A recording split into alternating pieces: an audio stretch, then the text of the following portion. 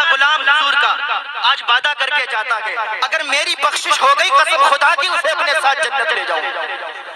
واہ واہ، نعرہ تکبیر، نعرہ رسالت، نعرہ غوثیت، مسلک اعلیٰ حضرت علامہ تحسین جیلانی صاحب قبلہ، نعرہ تکبیر، نعرہ رسالت. بہت بہت ماشاءاللہ ماشاءاللہ. مجھے معلوم شاید ایسا کوئی نہیں کر سکتا. میرے بھائی نے ہاتھ اٹھایا، اللہ انہیں سلامت رکھے. ان کے لیے میں نعرہ لگاتا ہوں، نعرہ تکبیر، نعرہ رسالت.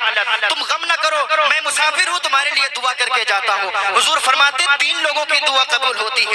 مسافر کی دعا فوراً قبول ہو جاتی ہے، اور ماں کی دعا فوراً قبول ہو جاتی ہے، اور مظلوم کی دعا بھی قبول ہو جاتی ہے. ان کے لیے میں دعا کرتا ہوں یہ میدان محشر میں ہمارے ساتھی ہوں. آج ہماری ماں اور بہنیں ہیں جن کی زندگی میں نہ عبادت ہے، نہ نماز ہے، نہ خلوص للہیت ہے، نہ پردے کا اہتمام ہے، نہ حضرت فاطمہ الزہرا رضی اللہ تعالی عنہا کی سیرت پر عمل ہے. یہ ہمارے یہاں کی مائیں اور بہنیں ہیں، پردے کے پیچھے سنتی ہوں گی. اور میں کہنا چاہتا ہوں کہ جب حضور نہیں آئے تھے، اسلام نہیں آیا تھا، تو عورت بڑا ذلت کی زندگی گزار رہی تھی. عورت کی کوئی عزت نہیں کرتا تھا، بیٹیاں زندہ دفن کر دی جاتی تھی، بیٹیوں کی کوئی عزت نہیں ہوتی تھی، بیٹیوں کو زندہ درگور کیا جاتا تھا. حضور صلی اللہ تعالیٰ علیہ وسلم کا زمانہ ہے. ایک صحابی حضور کی بارگاہ میں آئے اور عرض کرتے ہیں یا رسول اللہ میں 2 واقعات لے کے آیا ہوں. ایک واقعہ جب یاد کرتا ہوں تو بڑی ہنسی آتی ہے، ایک واقعہ جب یاد کرتا ہوں تو بڑا رونا آتا ہے. سرکار نے فرمایا وہ واقعہ سناؤ جس سے تمہیں ہنسی آتی ہے. وہ صحابی عرض کرتے ہیں یا رسول اللہ صلی اللہ تعالیٰ علیہ وسلم میں سفر کے لیے جا رہا تھا، سفر میں میرے پاس کھانے کے لیے کچھ نہیں تھا. وہ آٹے کا بت تھا میرے پاس رکھا ہوا تھا. جب بھوک لگی مجھے تو میں نے اس بت کو، آٹے کا بت تھا، پانی میں کھولا، روٹی بنائی اور کھا گیا. جب بھی یاد کرتا ہوں بڑا ہنسی آتی ہے. حضور نے فرمایا وہ واقعہ بتاؤ جس پہ تمہیں رونا آتا ہے. وہ صحابی عرض کرتے ہیں یا رسول اللہ زمانے جاہلیت تھا، میری جو بیوی تھی وہ پیٹ سے تھی، حاملہ تھی، میں باہر گیا ہوا تھا، میری بیٹی ہوئی. جب میں واپس آیا میں نے دروازہ کھٹکھٹایا تو دروازہ کھولا میری بیٹی نے. وہ چھوٹی سی ننھی سی بیٹی تھی، بڑا پیاری تھی. اس نے دروازہ کھولا، میں اندر آیا، میں نے پوچھا یہ کون ہے؟ تو میری بیوی نے کہا یہ ہماری بیٹی ہے. تو مجھے بہت اچھا لگا، مجھے بہت اچھا محسوس ہوا. میں نے اپنی بیٹی سے پیار کیا. لیکن حضور زمانے جاہلیت تھا، لوگوں نے تانا مارنا شروع کر دیا، لوگوں نے تانے دیے کہ تیری بیٹی ہے. جو بھی بیٹیاں پیدا ہوتی ہیں ان کو زندہ دفن کر دیا جاتا ہے، تو بھی اپنی بیٹی کو زندہ دفن کر دے. لوگوں کے تانے نہ سہ پایا میں نے اپنی بیوی سے کہا اے میری خاتون میری بیٹی کو تیار کر دو، ہم ایک جگہ جا رہے ہیں. میری بیٹی کو میری خاتون نے، میری بیوی نے تیار کیا، کپڑے پہنائے اور چل دیے ہم لوگ. یا رسول اللہ جب ہم جا رہے تھے ایک سنسان جگہ آئی، ایک جنگل آیا، وہاں کوئی دور دور تک نظر نہیں آ رہا تھا. یا رسول اللہ وہاں پر میں نے گڑھا کھودنا شروع کر دیا. ہم گڑھے کو کھودنے لگے، ہم ایک قبر تیار کرنے لگے. ہم جب مٹی نکال رہے تھے یا رسول اللہ بڑی تیز گرمی تھی، بڑی شدید گرمی تھی. ہم مٹی نکالتے جا رہے تھے، باہر پھینکتے جا رہے تھے. قبر تیار ہو چکی تھی، تھوڑی سی مٹی نکالنے کو باقی تھی. میری بیٹی نے دیکھا کہ میرا پسینہ نکل رہا ہے، اپنا دوپٹہ لیا، دوپٹے سے میرا سر پوچھا، میرا منہ پوچھا، پسینہ نکل رہا تھا. یا رسول اللہ پھر میں کھودنے لگا. پھر میری بیٹی آئی، کہنے لگی ابا آپ کیوں اتنی تکلیف سے یہ گڈھا کھود رہے ہیں، یہ آپ یہاں پر مٹی نکال رہے ہیں. اے میرے والد آپ بیٹھیں، آپ آرام کریں، میں گڑھا کھودتی ہوں، میں مٹی نکالتی ہوں. یا رسول اللہ وہ اپنے ننھے ننھے ہاتھوں سے، چھوٹے چھوٹے ہاتھوں سے مٹی نکال کے باہر پھینکتی تھی اور اس قبر کھودنے میں ہمارا ساتھ دے رہی تھی. لیکن اسے معلوم نہیں تھا کہ جس قبر کو ہم کھود رہے ہیں اسی قبر میں اس بیٹی کو زندہ دفن کریں گے. یا رسول اللہ صلی اللہ تعالیٰ علیہ وسلم جب قبر تیار ہو گئی میں نے اپنی بیٹی کو درخت کے پاس بٹھا دیا. قبر پھر میں کھودنے لگا، قبر تیار ہو گئی. میں اپنی بیٹی کو لایا اور میں نے وہاں گڑھے میں رکھ دیا اور اس کے اوپر مٹی ڈالنا شروع کر دیا. جب مٹی ڈال رہے تھے تو وہ کہہ رہی تھی ابا شاید آپ کھیل رہے ہیں، آپ مذاق کر رہے ہیں. تو وہ جب مٹی اس کے گردن تک آ گئی تب اس نے آس لگانا چھوڑ دیا. اس سے پہلے وہ کہہ رہی تھی ابا مجھے آپ یہاں دفن کیوں کر رہے ہیں؟ میں تو آپ کی پیاری بیٹی ہوں, میں تو آپ کی اچھی بیٹی ہوں, ابا آپ مجھے یہاں کیوں دفن کر رہے ہیں؟ آپ زندہ مجھے اس میں کیوں ڈال رہے ہیں؟ یا رسول اللہ مجھے ترس نہیں آیا, وہ زمانے جاہلیت تھا, مجھے اپنی بیٹی پر پیار نہیں آیا. یا رسول اللہ میں نے اپنی بیٹی کو جب گردن تک مٹی پہ پہنچا دیا, جب میری بیٹی گردن تک مٹی آ گئی تب وہ میری طرف سے اس کی آس ہٹ گئی, میرا نام لینا اس نے چھوڑ دیا. اس کی زبان پر ایک ہی بات تھی, اے میرے اللہ, یا اللہ کیا بیٹیوں کو عزت دینے والا کوئی نہیں آئے گا؟ کیا بیٹیاں ایسی زندہ دفن کر دی جائیں گی؟ یا اللہ کوئی ایسا بھیج دے جو بیٹیوں کو عزت دے, کوئی ایسا بھیج دے جو بیٹیوں کو ان کا کھویا ہوا وقار لوٹا دے. یا رسول اللہ صلی اللہ تعالیٰ علیہ وسلم وہ یہ دعائیں کرتی رہی, میں نے اس کے پورے جسم کو مٹی میں دفن کر دیا, وہ مٹی میں دفن ہو گئی. حضور جب یہ واقعہ سن چکے اتنا روئے کہ آپ کی داڑھی مبارک بھیگ گئی اور فرمایا ابھی میری آنکھوں سے ہٹ جا, ابھی مجھ سے دور ہو جا. صحابی عرض کرتے ہیں یا رسول اللہ وہ زمانے جاہلیت تھا, میں نے سب توبہ کر کے آپ کی بارگاہ میں آ گیا, یا رسول اللہ مجھے معاف فرمائے. حضور نے فرمایا میں نے تجھے معاف فرما دیا ہے, لیکن تو ابھی میری نظروں سے ہٹ جا. حضور کو اپنی بیٹی فاطمہ کی یاد آ گئی اور اتنا روئے کہ داڑھی مبارک تر ہو گئی. تو میں عرض کر رہا تھا کہ حضور نے جس نبی نے بیٹیوں کو عزت دی, جس نبی نے بیٹیوں کو کھویا ہوا وقار واپس کیا, وہ نبی کی بات آج ہماری بہنوں کو بری لگتی ہے, اس نبی کی بات پر عمل نہیں کرتی ہیں. میں عرض کرنا چاہتا ہوں, وہ سنتی ہوں گی, میں عرض کرنا چاہتا ہوں کہ عزت پھاؤں کٹوانے میں نہیں ہے, عزت طرح طرح کے بال کٹوانے میں نہیں ہے, عزت بیوٹی پارلر جانے میں نہیں ہے, عزت سر سے دوپٹے کو گرانے میں نہیں ہے. اگر عزت ہے تو فاطمۃ الزہرا کی زندگی اپنانے میں ہے, اگر عزت ہے تو فاطمۃ الزہرا رضی اللہ تعالیٰ عنہ کی سیرت اپنانے میں ہے, کنیز فاطمہ بن کے گزارنے میں ہے زندگی. تو اس بیٹی کو بری لگتی باتیں. حضور نے فرمایا کہ عورت اگر ماں ہے تو اس کے قدموں میں جنت ہے, اور عورت اگر بیوی ہے تو آدھا ایمان ہے, عورت اگر بیٹی ہے تو باپ کے جائیداد میں حصے دار ہے. حضور نے فرمایا تو جس نبی نے عزت واپس کروائی, عزت دی اور قانون بنایا, ایسے لباس نہ پہنو کہ جسے پہن کر تمہارا جسم دکھائی دے, اور ایسی چال ڈھال کو حرام قرار کر دیا کہ جسے دیکھ کر انسان نما شیطانوں کی نظر ڈگمگائے. لیکن آج اسی بیٹی کو حضور کی باتیں اچھی نہیں لگتی, حضور کی باتوں پر عمل نہیں کرتی.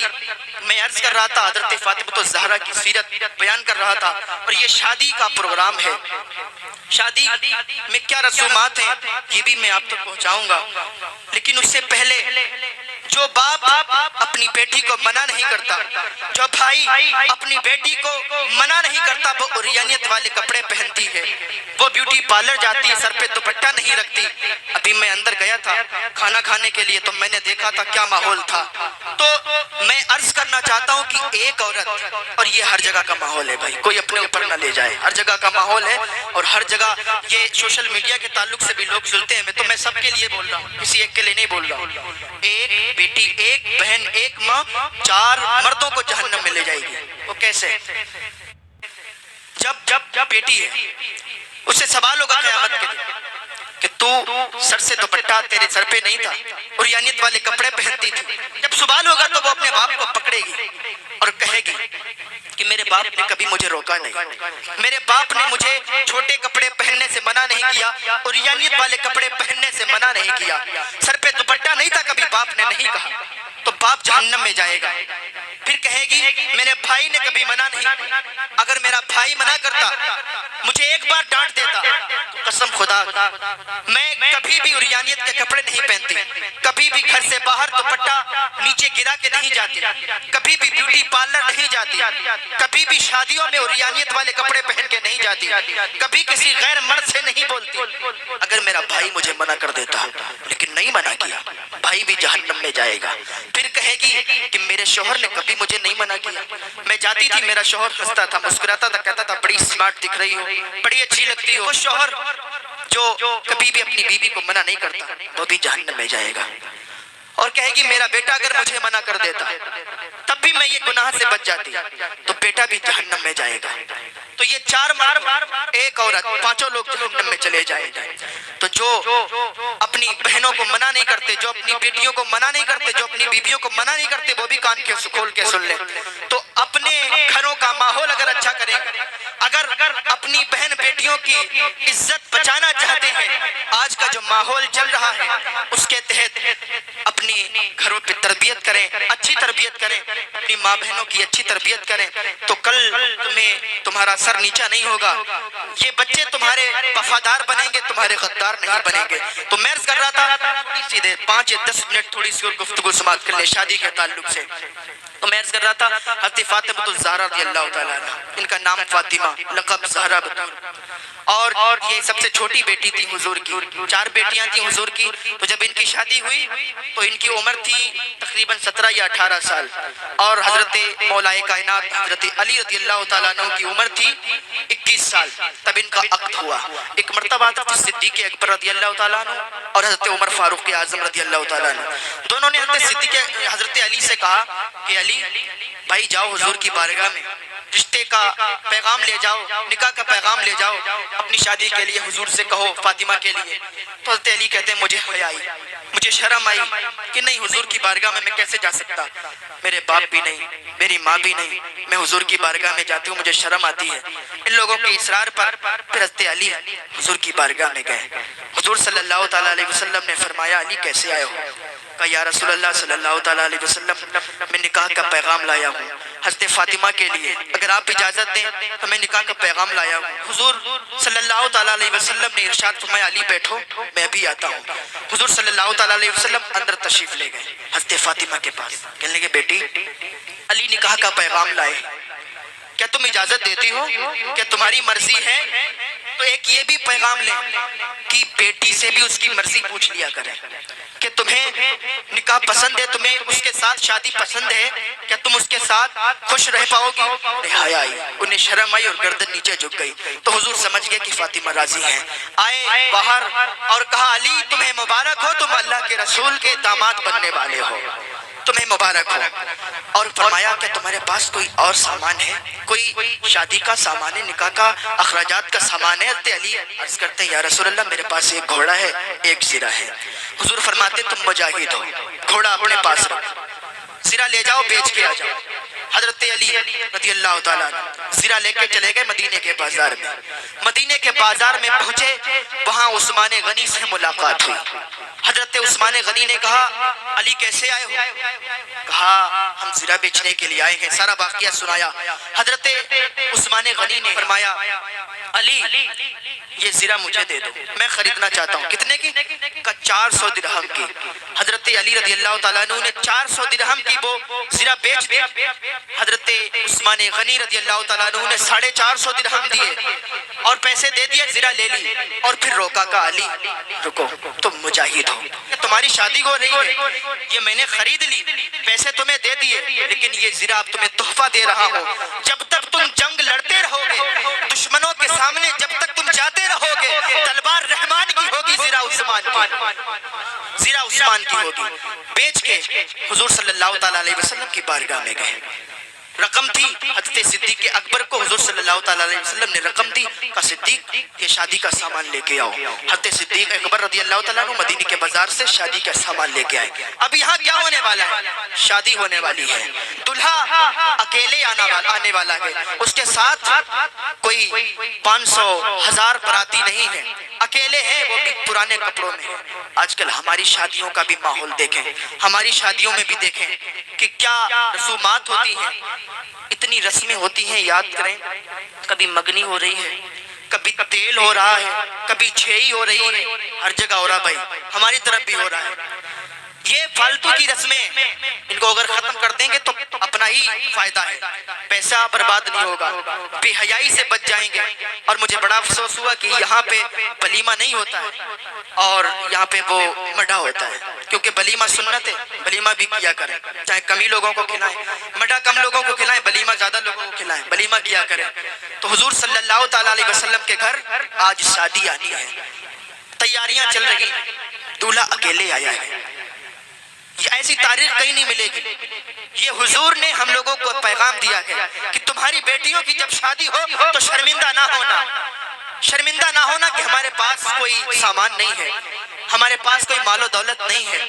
حضرت علی اور فاطمہ کی شادی حضور نے اتنی سادگی سے کی ہے کہ کوئی جہیز نہیں ہے۔ کتاب میں میں نے پڑھا کہ جہیز میں ایک چکی ہے، ایک چارپائی ہے، 2 گدے ہیں وہ بھی کھجور کے پتوں کے، ایک مشکیزہ ہے۔ لیکن پھر اور میں نے پڑھا، لیکن مجھے یہ نہیں کہیں ملا کہ حضرت فاطمہ کے علاوہ جو 3 بیٹیوں کی شادی ہوئی تھی حضور نے ان کو بھی جہیز دیا۔ تو یہاں پر میں علماء اکرام کی توجہ چاہوں گا، یہ جو جہیز تھا یہ فاطمہ کو نہیں دیا، یہ جو جہیز تھا یہ میں اپنی نظر سے کہتا ہوں، یہ جو جہیز تھا، کیونکہ حضرت عائشہ فرماتی ہیں، حضرت عائشہ نے حضور صلی اللہ تعالیٰ علیہ وسلم سے عرض کیا کہ یا رسول اللہ صلی اللہ علیہ وسلم، آپ کے پاس جو کھجوریں آئی تھیں میں نے ایک کھجور ایک عورت کو دی، اس کے ساتھ 2 بچے تھے، اس نے آدھی آدھی توڑی، برابر برابر، ایک کو دے دی اور دوسرے کو دے دی۔ تو یا رسول اللہ صلی اللہ علیہ وسلم، اس نے خود نہیں کھائی، اپنے بچوں میں تقسیم کر دی۔ حضور فرماتے ہیں یہی طریقہ تھا اور یہ اس نے انصاف کیا ہے، اگر دوسرے والے بچے کو کم دے دیتی تو یہ انصاف نہیں ہوتا، وہ گنہگار ہوتی۔ تو وہ نبی جو کھجوروں میں بھی انصاف کرتا ہے، دوسرے کو دے کے کھانے میں بھی انصاف کرتا ہے، وہ نبی کیا ایک ہی بیٹی کو جہیز دیتا، 3 کو نہیں دیتا؟ تو پتا چلا کہ وہ جہیز فاطمہ الزہرا کو نہیں دیا تھا، وہ جہیز نہیں تھا بلکہ علی کو حضور نے پالا تھا، علی کو حضور نے پالا تھا۔ اگر حضور علی کی شادی کہیں اور بھی کرتے تو حضور کے ہی ذمے تو ساری باتیں تھیں، حضور ان کے گھر کا انتظام کرتے، ان کا کوئی گھر نہیں تھا، ان کے کوئی برتن نہیں تھے، حضور نے برتن کا انتظام کیا، ان کے گھر کا انتظام کیا اور وہ گدوں کا انتظام کیا، مشکیزے کا انتظام کیا۔ تو حضور نے حضرت فاطمہ کو جہیز نہیں دیا۔ اور ہمارے یہاں کی ڈیمانڈیں ہوتی ہیں، وہ صاحب بلٹ چاہیے، وہ 4 ویلر چاہیے، اوقات انہیں خود کمانے کی نہیں ہوتی ہے، خود کمانے کی اوقات نہیں ہے، اپنے بازوئے میں طاقت نہیں ہے، ہمت نہیں ہے، اپنی سسرال سے مانگتے ہیں، اپنی سسرال سے امید رکھتے ہیں کہ ہمیں اتنا چاہیے، ہمیں اتنا نہیں چاہیے۔ ارے یار تمہارے اندر اگر طاقت ہے تو خود اپنے آپ کماؤ، اپنے آپ اتنی حیثیت رکھو، اتنی طاقت رکھو۔ اور قسم خدا کی میں ایک اعلان اور پیغام دیتا ہوں، ابھی میری شادی نہیں ہوئی ہے، میری شادی طے ہے، تو میں یہ سوشل میڈیا کے تعلق سے بھی کہنا چاہتا ہوں، میں جب میری شادی ہوگی نا تو اللہ کی قسم کھا کے کہتا ہوں اس پروگرام سے 1 روپیہ بھی جہیز نہیں لوں گا۔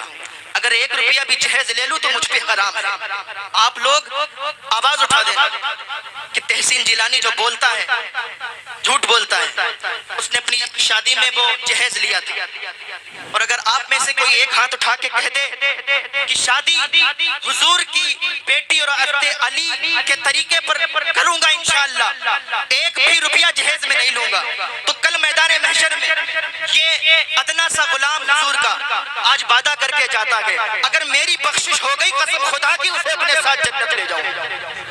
واہ واہ، نعرہ تکبیر، نعرہ رسالت، نعرہ غوثیت، مسلک اعلیٰ حضرت علامہ تحسین جیلانی صاحب قبلہ، نعرہ تکبیر، نعرہ رسالت۔ بہت ماشاءاللہ ماشاءاللہ، مجھے معلوم شاید ایسا کوئی نہیں کر سکتا کہ جسے اپنے اوپر طاقت، اپنی طاقت پر، اپنی محنت پر بھروسہ ہوگا تو وہ کہہ سکتا ہے۔ میرے بھائی نے ہاتھ اٹھایا، اللہ انہیں سلامت رکھے، ان کے لیے میں نعرہ لگاتا ہوں، نعرہ تکبیر، نعرہ رسالت۔